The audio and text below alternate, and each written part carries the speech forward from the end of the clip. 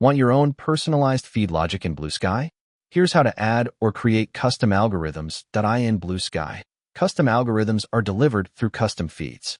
To add one, open the app and go to feeds/discover feeds. Browse or search for feeds by topic or creator, then tap follow or pin to add it to your home feed tabs. To create your own algorithmic feed, you need to build a feed generator using Bluesky's protocol. This typically involves running a small service, often Node.js, that filters and ranks posts based on your logic, keywords, lists, engagement, etc.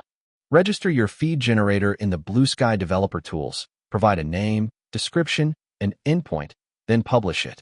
Once approved, your custom feed becomes discoverable in Bluesky, and users can follow or pin it like any other feed. That's it.